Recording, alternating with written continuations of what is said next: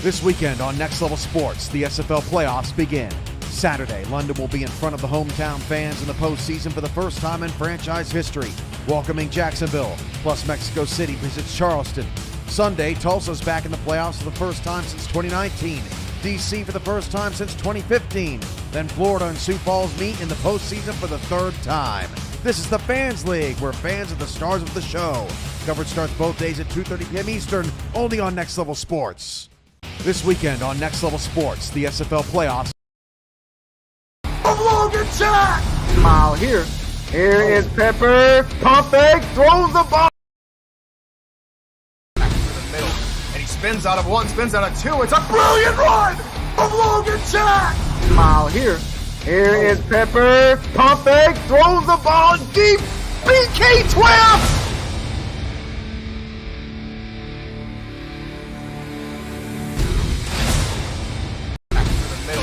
Spins out of one, spins out of two. It's a brilliant run of Logan Jack! Mile here.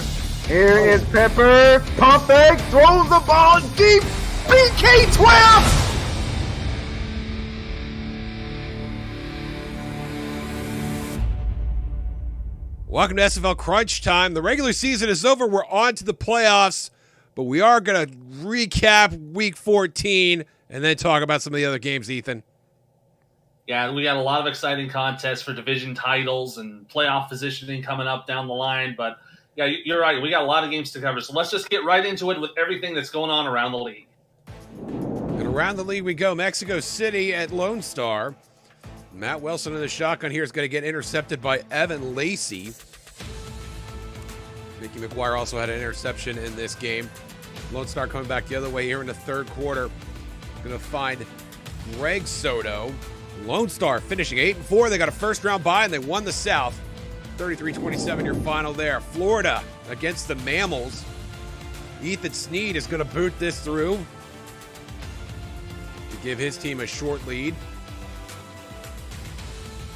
Late in the fourth, Kentez Johnson comes storming back. And Lyric Da Vinci is going to reach the promised land. Charleston with the upset. Charleston would be the 6th seed. Florida, the 12 seed. How about that? London facing DC. Johnny Pickler unleashes the dragon to find Mike St. Green. St. Green only 4 catches on the day, but 2 touchdowns, including this one here. And London rolls, and they're going to be back in the playoffs. They'll be the 7th seed. And DC, the 8th seed. In a tough 8-9 matchup against Tulsa. Carolina hosting Jacksonville. Logan Jack in his last game in Carolina. About 48 spin moves there before he reaches the end zone. Huge game for them, and Carolina winning 55-49. Jacksonville would be the 10th seed on Wild Card Weekend. Arizona, Sioux Falls. Julian Tyree throwing over the middle. He's going to get picked off, and that is going to go the distance. Sean Allen with a pick 6, and Arizona pulls off the upset. Sioux Falls will be the 5 seed facing Florida on Sunday. Atlanta heading to Tulsa. Tulsa needs a win to get into the playoffs. Bryant Dynasty, he's going to get intercepted. And that one is going all the way back to the house. King Rashid, bow to your majesty. It was a rough day for Dynasty overall. The rookie Travis Arthur gets this deflection, and he's going to have his very first career pick 6. Tulsa rolls against the 404, 45-21. Tulsa's in the playoffs. St. Louis at Louisiana. Some Louis on Louis action. Colin Hart breaks a tackle. He gets into the end zone for the touchdown. Otis Boudreaux, congratulations on setting the field goal record for the season. Louisiana has a first-round bye heading into the postseason. Vancouver, San Diego. Tom Pepper is going to find Brett Killian on the 50-50 ball. Killian's going to turn and get into the end zone. Vancouver with a late win over San Diego. Fort Worth and Houston. Houston needed a win to keep their playoff hopes alive. Jason Williams had other ideas, scoring from short yardage there. And Dave Burr, one of his rougher outings of the season, 6 interceptions, including this pick 6 by Nacho Sicario. And the Toros end their season on a high note, 31-24. Los Angeles facing Portland.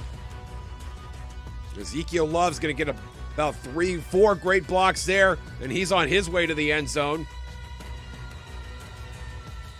Another good day at the office there for Ezekiel Love. Sully Richardson, though, throwing across the field late in the game here, finds Davius Reed, gets him in the field goal range. Davius Reed finished over the century mark.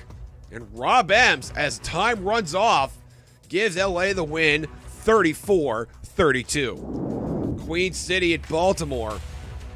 Vultures trying to garner some momentum heading into the playoffs.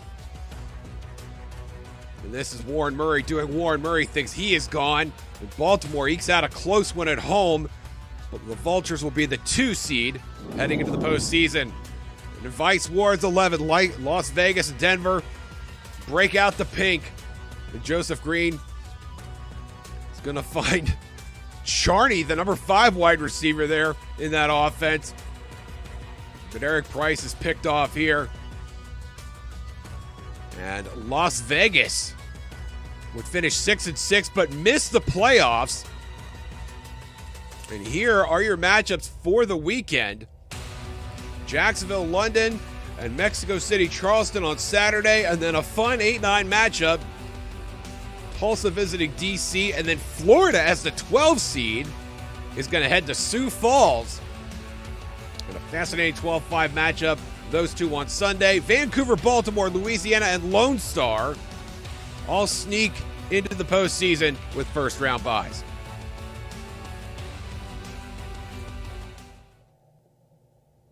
Glory hosting the Aztecs for the South Division crown here in the first quarter. Pass to the right side for Adam Williams. He goes to the end zone for the score. That would give Lone Star the first points of the ball game. Later in the first quarter, Matt Wilson trying to throw it out here, gets intercepted by Mickey McGuire. That would be one of his 3 picks on the day, unfortunately for Matt Wilson. In the third quarter, Lone Star now up 16-3. This would be another interception.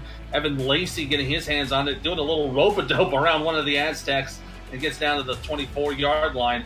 Then later on, Ace Fennick driving down for Greg Soto. He gets into the end zone for the score. Lone Star would hold the lead, never really give it up until about late in the fourth quarter. Now down 26-13 is Mexico City.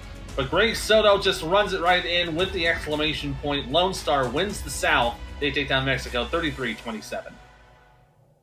Atlanta visiting Tulsa. And Tulsa still had a prayer to win the division, pending a Louisiana loss. But a win against the Swarm here would get them into the playoffs. And Bryant Dynasty not off to a great start. An interception there. And that is King Rashid. And maybe a little bit of foreshadowing there. Brooke Beisel would drill this for 50 yards. Tremendous get for Beisel. And now Tulsa punting it away here to Ryan Roosevelt, who's going to fumble the ball on contact, and Tulsa recovers. Very rough start here for Atlanta, and what was a defensive struggle early in this game, 3-0. Late in the first half, and you go to the locker room 10-0, and then Dynasty picked off again. Dynasty would finish with 6 interceptions on the night. JQ is going to find Jason France. And now it's 17-0 Tulsa. Desperado starting to run away with it. And there is a big deflection there. And that is Daniel Wright coming up with a huge catch. They're going to roll him down at the 1, though. They didn't give him the progress into the end zone. Watch it again. You can see he catches it at the 1, and his momentum carries him into the end zone, but they did not get the touchback. Atlanta Dynasty would throw this to King Rashid, and King Rashid is gone. Return to sender. Again, 3 interceptions on the game. Only had 1 tackle. When you're doing stuff like that, who cares? And then Travis Arthur, the rookie, finishing his regular season in style with that pick 6. First career touchdown for the defensive back, Travis Arthur. And Tulsa, everything broke their way in this game, and they're off to the postseason. 45-21, your final of Oklahoma. Up next, more extended highlights from Week 14, plus an interview with Las Vegas General Manager Justin Reeside and Jacksonville General Manager Mike All. plus game balls when crunch time continues.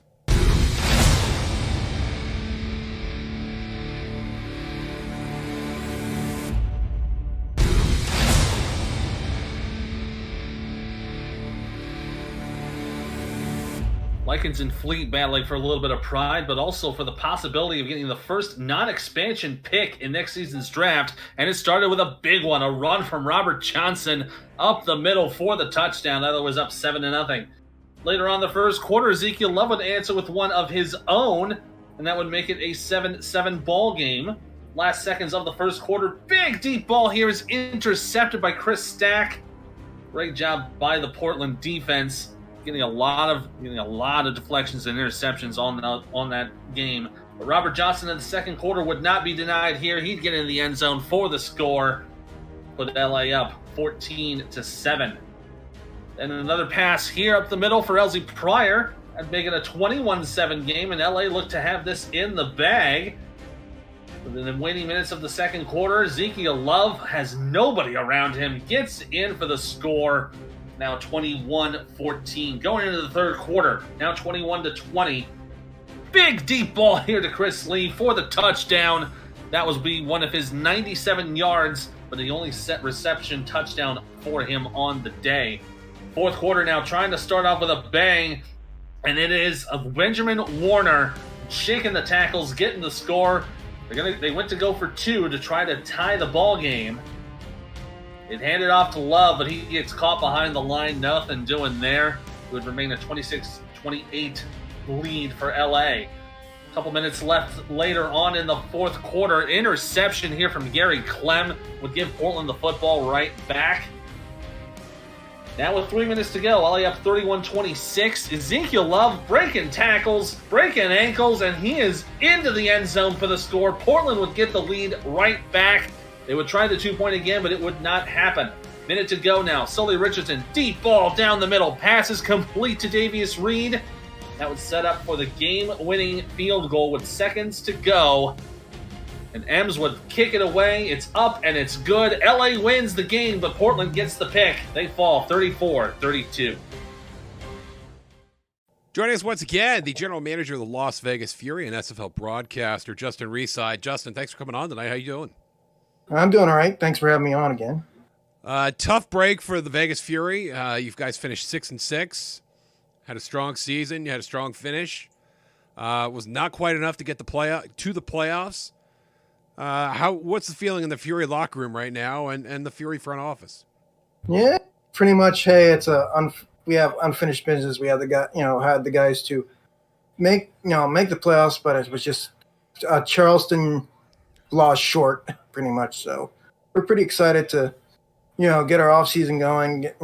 See who stays and who we need to if somebody leaves, what positions we need to refill so we can have another improve on a 6-6 season. And you had some strong performers on that team. Max Jackson, I would put as your team MVP, just tremendous on the defensive side. Scott Johnson, I thought, was in the running in the first half of the season for league MVP, as a matter of fact. Give me another player or two that maybe didn't get the recognition that they deserve, but in your mind was above and beyond in terms of what you expect from the team. Yeah, I've definitely Scott Fowl, 2 touchdowns towards the end.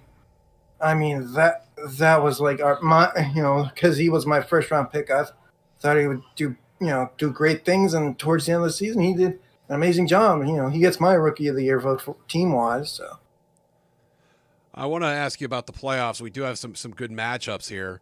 Is there a matchup that in particular that stands out to you? I, for one, am really excited to see Tulsa play DC in that 8-9 matchup. Tulsa winning and getting in their last week of the season with a tremendous performance against Atlanta. But who are you looking forward to? I'm looking forward to that DC Tulsa matchup also, and I'm interested also in that Florida Sioux Falls matchup because that's one of the greatest team, one of the champion, the team that's been around for a long time, Florida, and then a team that has gone back on the rebound, Sioux Falls. That 5-12 matchup seems very interesting, and hopefully that'll be a good matchup for Florida to get a win there in that one to move on to the second round. It is really weird to see Florida as a 12 seed. Just a team that has done perennially so well. They got caught in that 7-5 logjam. Every team that we're seeing this weekend finished 7-5. And then we have the teams that with the first round buys, those being in order: Vancouver, Baltimore, Louisiana with a tremendous season that they had, and Lone Star finishing strong at 8-4. Of those four teams, I think Vancouver and Baltimore may be in a class by themselves. What about Louisiana and Lone Star? Which of those two teams do you think is a little more dangerous heading into the postseason? I say Lone Star, because if you saw the game against Mexico City at last Saturday, that is a team, that Lone Star team showed why they are a very dangerous team heading into the playoffs. Because if you start to fear Lone Star, you're gonna obviously, if you fear and get Lone Star, that's going to be a tough matchup in itself right there.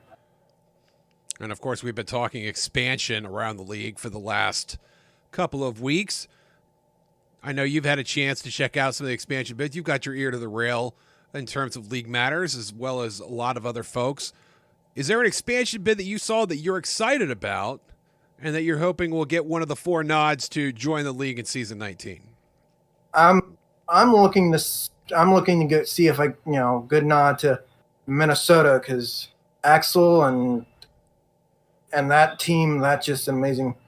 That would be an amazing front office to get a big, huge nod to get, BJ Loveless, GM still in Queen City. He would be a great honor, and Axel Raven. Just those two guys together, they would be a kind of a force to be reckoned with going into season 19 if they get that bid, if they get one of the four bids on May 15th during the championship weekend. You got a lot going on over there. I see your friend that just got off your bed, but you got you're sporting some swag too. Can we get a good look at your sweatshirt? Las Vegas Fury representing. That's tremendous. Are you going to the convention, Justin?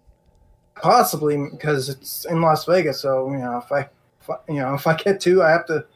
If I'm able to, I'll show up. Because it's Las Vegas. I got to show up for Las Vegas. Show up and show out. Because that's because that first game of the season in season 19, that's the return of Vice Wars. So right back at it. Are you old enough to consume alcohol? Yes, I am. I'm just because that's what it's. Forget about Vice Wars. You're going to be fighting your own little Vice War that weekend, my friend. So keep your ears peeled to that. Justin Reeside, Las Vegas GM. Really appreciate it, Justin. Good to see you. Yep, good to see you too. Hey, we got plenty more to recap. More crunch time is coming up right after this.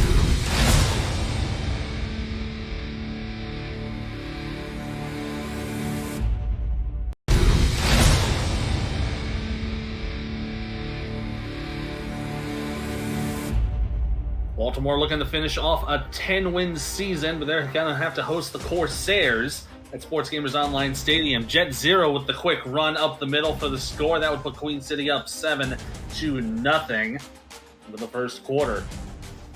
Later on with a minute to go, William Murray steps aside everybody, shakes the tackles, and he just torches that entire Queen City defense going into the end zone. Baltimore scores their first points of the ballgame. They knotted up at 7.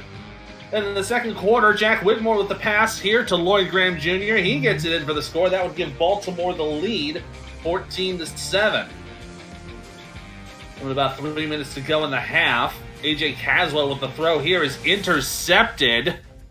Good catch there from the Baltimore defense to get the ball back, and they would answer with a huge interception of their own. The big pick there at the goal line by Queen City. A bit of a give and take. Third quarter, Jet Zero with another touchdown run. That's his second of the day. He had 213 yards of rushing for this matchup.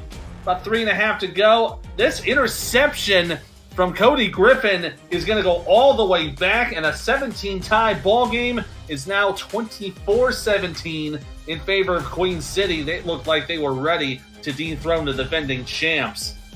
2.5 to go in the third. Another interception here, this one by King Jamal. and that was a rough day for Jack Wigmore. 3 picks on the day for the 1 passing touchdown. Not a good day to be Jack Wigmore. Caswell, though, would have his chance to seal the deal with a 27-20 lead, but it would be intercepted, go all the way for the touchdown, but hold on a second. There was a penalty on that play. It would be clipping on the Vultures, so that would nullify the touchdown. And that seemed to take the wind out of the Vultures' sails. But with 5 minutes to go, a bit of a misplay there from James Matthew Jr. It's intercepted by Devin King. He takes it all the way back. He puts him up for the score, gets the lead, gets the win. Baltimore goes to 10-2. They beat Queen City 30-27.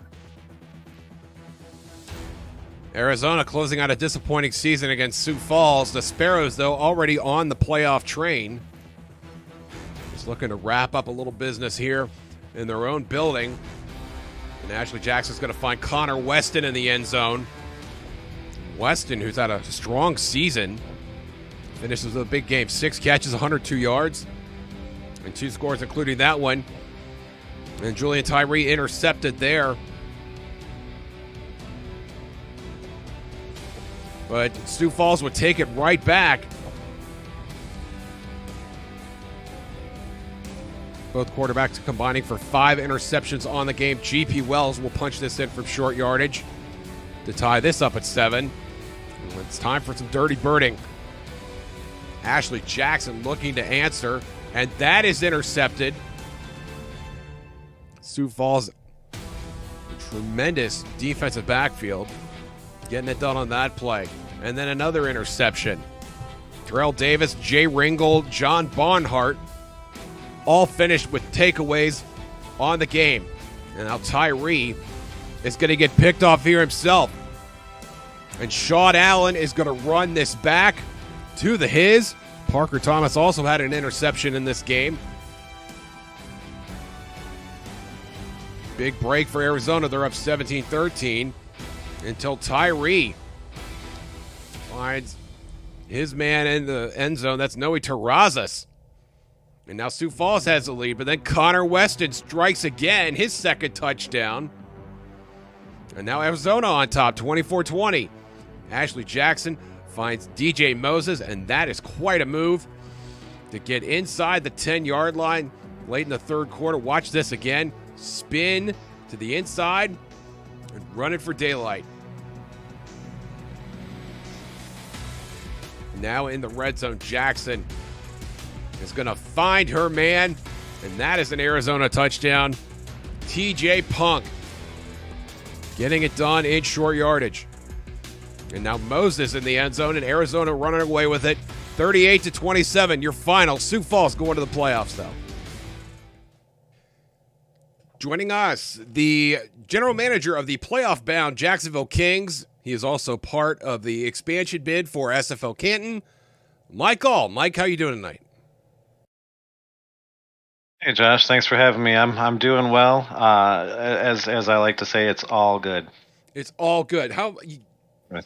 That's a mother of all calling cards. How many times have you said that in like your given life? A billion? Well, if I was to add it up, it would be at least 2, probably more. That's fantastic. You should be in a good mood. You guys are in the playoffs. A log jam at 7-5. Las Vegas, of course, at 6-6. Didn't make it in. Do you feel like you did your job with the team getting into the post? Regardless of what happens in the playoffs are what they are. It's a crapshoot. It's a one-off. But do you feel like you did your job as a GM, getting your team into the top half of the league and into the postseason? Oh yeah, I definitely feel like I did my job. Now, I do feel like I fell a little short of my goal, which was to be the team that knocked Florida off the pedestal and won the division. We kind of ran the division for most of the season until we ran into Florida at the end there. But yeah, I assembled a awesome quality team of great people that are not only players on the field, but most of them are also contributors off the field, which help make it a team effort to reach the level of success we have this season. And one of your players that did very well is Marcus Dunhill. And this is a quarterback that I've watched over the last few seasons, but very mercurial, had a lot of games, multiple interceptions, played some really solid football down the stretch. from your perspective, and I know you're not in the coach's room doing the X's and O's, but just from your, I guess, outside insider perspective, if we could even call it that, what was the difference with Marcus Dunhill this season in your mind? Well, he's finally back to that level that he was when he was in Atlanta. He's pretty much, progressed back to that point now, having caught up from the regression that he had to go through. And Frank went back to doing what he does best with the team instead of the things that we tried to do differently last season. So that made a lot of difference with Marcus being back at the level he is, and Frank going back to his Jedi Master ways. It really helped improve the team. You're talking about Frank Gooden, head coach, and Yes, obviously he did a great job as well. Now, your name is in the hat in a manner of speaking. You've been attached to the Canton bid, the SFL obviously expanding, and you've apparently signed on. I don't know if this is news yet. Maybe I should just let you explain this to everybody. Well, it's kind of been leaked, and it's going to be there when they post the bids for the league to see, as DC posted the other day. But yes, well, I'll just start from the beginning. I was not expecting to leave Jacksonville. I love Jacksonville. I built that team. At least three quarters of that roster is all because of the efforts I put in to help improve the team. And I love that team. I love those guys there. I love the lady there. Olivia is a beast on the offensive line. I can't be more happy to have Olivia and Alden Bleeker on the offensive line. But I've built up through doing all of that kind of a reputation in the league with what I've done in Jacksonville and what I do on camera during the draft and on certain various podcasts, and listen to these guys. They came and approached me and talked to me and told me their vision, and it blew me out of the water. Their plan for their team is amazing, and the things they have attached to that team through their real life connections are just awesome.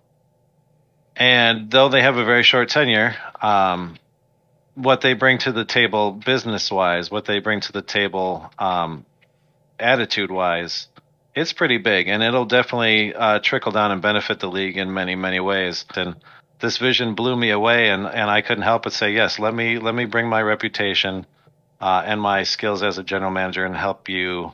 You mentioned the lack of tenure. Yeah. You can make the argument they have almost no tenure. Eddie George said they've been in the league 8 minutes. That's about right. Was that a concern for you at all? But yeah, when it was brought to me, I was like, because I didn't know much about the bid at the time. I had the same thought that a lot of people do, especially a lot of the older people in the league, that they haven't really had any time here. They don't know much about the league. But as I thought about it, and how we want to be very realistic, when owners come into the NFL, how much experience do they have with the NFL? They don't do any coaching. They don't do team building. They just have the business sense and the business background, and not that makes up for the lack of tenure, but I think in this situation, with the very rare and unique circumstances that are going on around this bid, I think that maybe covers up some of those holes, and the fact that I've signed on with it, and I worked to bring in an experienced coach in Mike Twinscrew makes up for it. Well, I wish you and Canton the best of luck with the bid and the expansion process. And if you're packing your bags and heading to Canton, so to speak, good luck to you on that front as well. Mike, really appreciate the time. Good to see you. Yeah, no problem. Thanks. And I'm not packing my bags quite yet. I still have a little bit of work to accomplish this season in Jacksonville because we still have a championship ring to add to our, trophy case. That you do. Business not done yet. Thanks so much. Yeah. Thank you. Hey, hold your horses, bud. There's plenty more to come. We got more crunch time right after the break.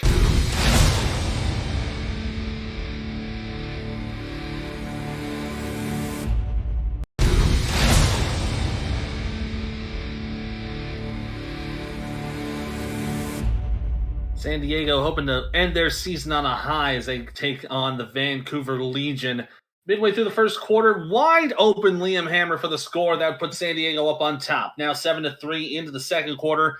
A big pass here to Optimus Klein. That would get them inside the Vancouver 4 to have to settle for a field goal. Minute to go here in the second quarter. Bobble play here, and it's intercepted by Zach Lay, keeping San Diego ahead and hoping to finish the half off on a high, but not happening here as Drew Hamilton would get the ball right back, and it would end the half 10-3 for San Diego. Now 13-3 in the third quarter.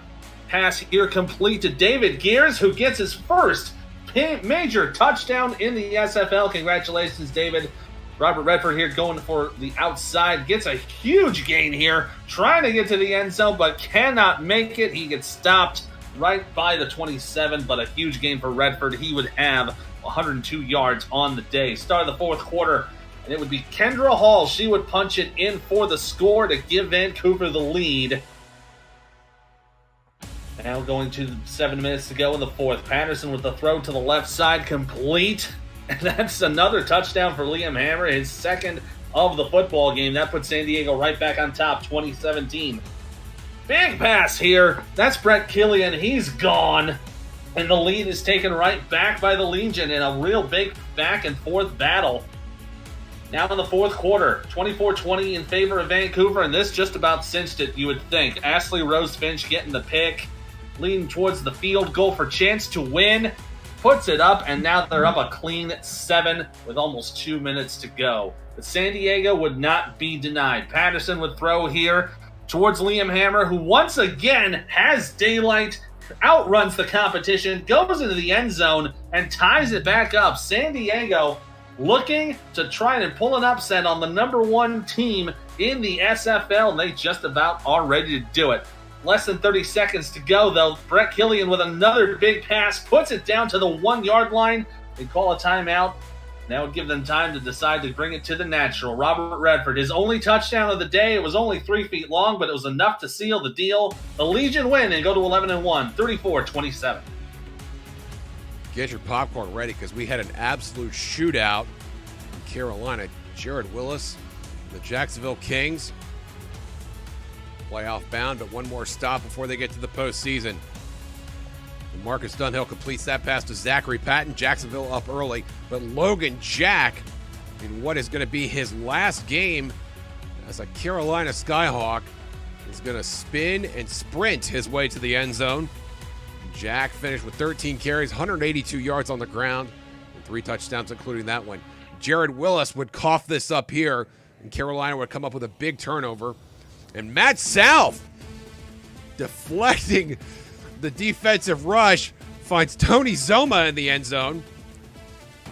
Carolina starting to run away with it here. Harish Prasad coming up with a big catch there. Prasad, 4 catches, 101 yards, and that touchdown. But Logan Jack would carry the day, carrying the football here to the end zone for touchdown number 2. Got some great blocking there.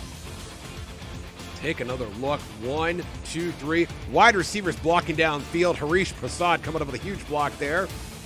And Logan Jack makes the defender miss and does the rest on the foot race to the end zone. Jared Willis, though, would make a nice spin move there. Was that a 720 plus 360? How many? 1080? I was told there would be no math. Logan Jack, though, on his 3rd touchdown of the game, gets into the end zone. Carolina's still up here. 38-14 after the extra point. Jacksonville not done yet. They're into the end zone. That is Jack Wall. Wall, the tight end, finished with 8 catches, 57 yards, and 2 touchdowns, including that one. Carolina getting in trouble on special teams. The punt is blocked. And I appreciate the optimism, thinking you can run that to the first down marker, sir. But Logan Jack, here in the third quarter, touchdown number 3. Jack also had 83 yards through the air on 12 catches. And a score there as well. Dunhill dealing, and that is caught for the touchdown. But Carolina not done. Vince DeSantis. You know you're having a prolific game when your tight end and your fullback catch touchdowns. Jack Wall again. Jacksonville trying to get the onside kick, but they would not. Carolina Revs hoping to lock up a division title with a matchup up against fellow Louis in St. Louis. This pass here was intercepted by Colin Douglas. That'd be the only interception of the day for Tommy Utah. And that would end up leading to a Bobby Ray Bouchant field goal. Good for 45, and look at that smile on Bobby's face. He is happy. Later on in the first quarter, a deep drive here for B. Rabal, wide open, off to the races, has that ball firmly secured. No one's going to get a hold of it. Into the end zone for that long touchdown. That put Louisiana up 7-3. Later on in the first, Christian Brown, the bobble, and it's caught! Caught by Paul Dillevue for the touchdown. Probably one of the more bizarre touchdown passes we've seen in the entire SFL season. Another look at here. Bop, bop, bop. It's like a Plinko board there falling into the 10,000 slot. Then in the second quarter, little run here to the outside from Colin Hart on the screen. Good for the touchdown. In the third quarter, here's Otis Boudreau from 47 yards. His only field goal of the day, but it was the most important, breaking the single season record. Congratulations, Otis. Colin Hart would then score another touchdown. That would give Louisiana a 24-10 lead. Fourth quarter, St. Louis with a wide open Paul Dillevue down the road to the end zone for the score. That put them down by a score. Going for the onside kick, hoping to get the ball back. It's bobbled loose. Who's got a hold of it? And it ends up being St. Louis football. Here's another look at it. Just everyone trying to grab onto it. Nobody can slip a hand on it, and then eventually falls into the hands of a gladiator that would give St. Louis a breath of life.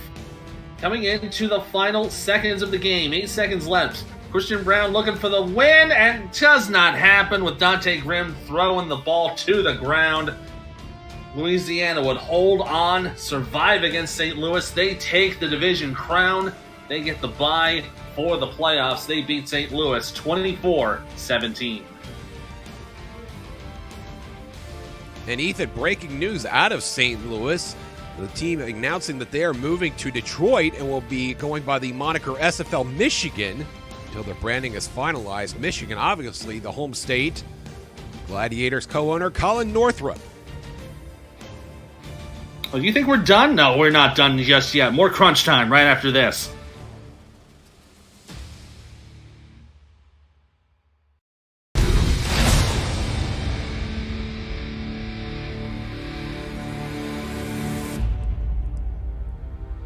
Florida and Charleston both going to the postseason, but first, Ron Cochran's going to get intercepted here in the first quarter. I believe that's John Stamango coming up with the pick. Cochran, though, unfazed, is going to find E.J. Minson in the end zone here for the touchdown. And Florida up 7-6. And now Charlie Beletsky, shoot me, gets down to the 1. Will have a chance to punch it in there from short yardage with the faux spike. But the lead is legit, 14-6. And now Keith Swearingen gets a nice block downfield right there, and he's into the end zone. Swearingen finished with 23 carries, 102 yards, and that touchdown on the ground. Another interception there. Johnny Bravo's going to run this back, get a nice return on it. To the 30, to the 20, and it has to be Beletsky to make the touchdown-saving tackle. But Charleston's going to start that drive in the red zone. They come away with some points, 16-14. And now Florida on the deep ball is going to find Minson again. Minson had a nice game, 8 catches, 165 yards, and 2 touchdowns. That field goal from Ethan Snead makes it 24-22. Late in the fourth now. Kentez Johnson, does he have the heroics in him? Yes, he does. Finding Lyric Da Vinci, and Da Vinci is gone. And Charleston is going to steal a game here, 29-24. Houston and Fort Worth battling for a little honor today here in the South Division. Jason Williams from about a half a foot out gets in for the score. That would put Fort Worth up 7-3. A couple minutes to go in the first quarter. Dave Burr would be intercepted by Nacho Sicario. He says, "Nacho ball anymore." He goes to the end zone, gets the touchdown, and Fort Worth would stay ahead of Houston. At this point, it would be 14-3. Houston would answer back, though. Brad Jones with the nice spin move. He gets into the end zone. That's a good score. 14-10 now for the Fort Worth Toro lead. Now 17-10, and Jason Williams, another big run. He goes into the end zone. He only had 73 yards rushing, but those two big scores, definitely a factor. Now 24-10 in the third quarter. Dave Burr going to throw to the right side. He gets a nice catch, and that's Kyle Finnemore going all the way, shaking that tackle, gets the end zone. Houston would not be out of it just yet. 24-17 now in the fourth quarter. Johnny Reno with a good pass here to Robert Garrett Jr. That's the tight end. He gets the lead now, 31-17. 4 minutes to go now in the ball game. Houston would answer with a touchdown. There's Greg Corky. Life would not go on for him. He gets a nice score. That brings it up to 7 points apiece. They go for the onside kick because they needed the ball back to try and tie it up. You see there, it's still loose. Eventually gets picked up by Houston, and they would recover it. They would have an opportunity to tie the ball game. Now 3 minutes and change to go. Dave Burr stepping back, throws the deep ball here, but it's intercepted by Delaney Nash. That would be interception number 6 for Dave Burr. He would end up 29 of 44 for 349, but those 6 picks were the bad deal. Houston would fall short against the Toros, 31-24. Hey, hold your horses, bud. There's plenty more to come. We got more crunch time right after the break.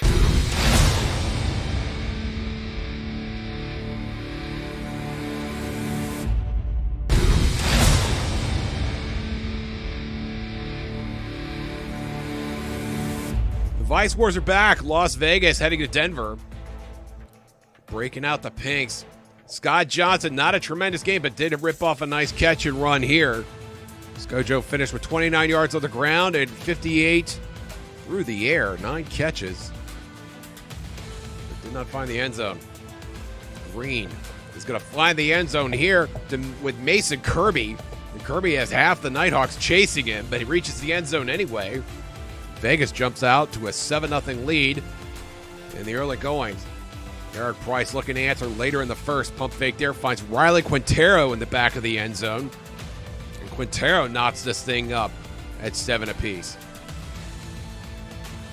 Early in the second now. Price throw is going to find Logan Keel on the deep ball. But Keel gets caught from behind. They're going to rule him down at the 1. Very unusual for Keel to not finish that play, but that's why you have Bailey O'Shaughnessy. He's going to cash it in from short yardage. O'Shaughnessy finished with 2 touchdowns on the ground. Joseph Green will somehow find a ball through that window and get it to Doug Britton.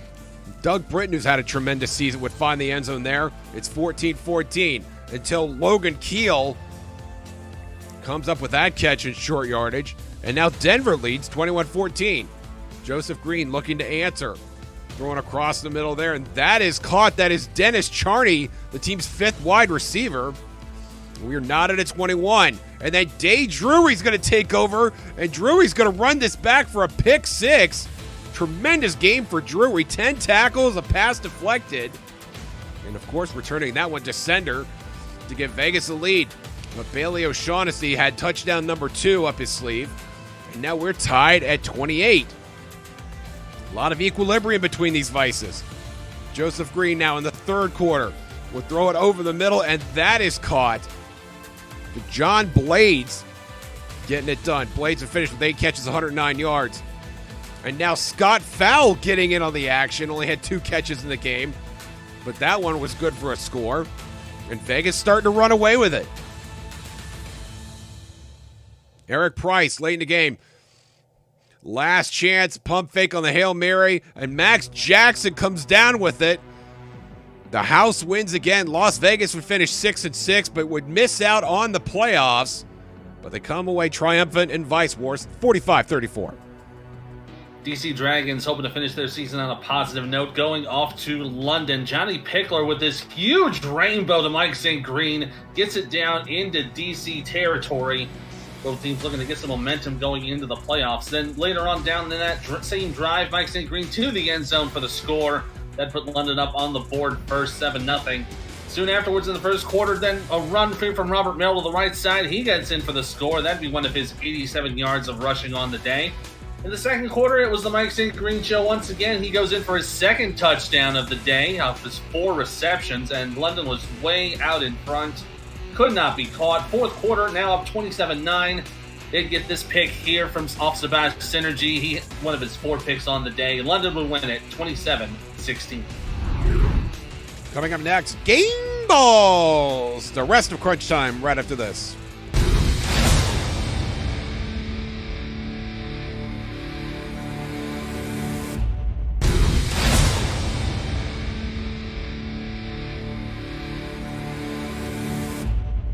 Final week of the regular season, Mike, and we've got our last batch of game balls before we hit the playoffs. Who you got? Yeah, Cam, final week of the season, as you mentioned, and this guy basically saved the best for last, and probably the best game that I witnessed all season long was Logan Jack. He had a huge game against Jacksonville over the weekend, 182 yards rushing on only 13 carries with 3 touchdowns. He also added another 83 receiving and a touchdown. So, man, he really, what looks like is going to be his last game in Carolina. He went out with a bang, and Logan Jack gets my first game ball. What a way to cap off a career in Carolina that's had its ups and downs, but now going to Los Angeles, and that's going to be interesting, at least as their general manager. And what a game, what a performance! It was outstanding. Well, Mike, it hasn't happened often this year, but you did snipe me there, so thanks a lot for that. Maybe I can return the favor. I'm going to go Brett Killian. I think Vancouver's the #1 seed because Brett Killian is playing out of his mind. 201 yards, 9 receptions, 1 touchdown, could have had a second. Tom Pepper spread the ball around in this gutty win against San Diego. And Kendra Hall is maybe the best -- in the league, Mike, although I know you have something to say about that, but you get my point.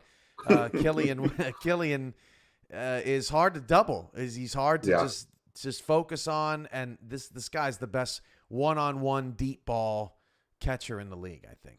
All right, Mike, who's next? Emmanuel Blackman, he had a huge game and made a huge difference in what London did last week against DC. He had an interception in the first quarter, and then he turned that around and had an interception in the end zone to stop a DC drive that could have possibly helped them get back into that game. And he added 5 tackles on that to boot. And Emmanuel and the rest of that secondary really have been playing well all season long, and particularly here late the past few weeks, accompanied by a great defensive line that's been doing well. But he really secured things this past weekend. He gets my second game ball.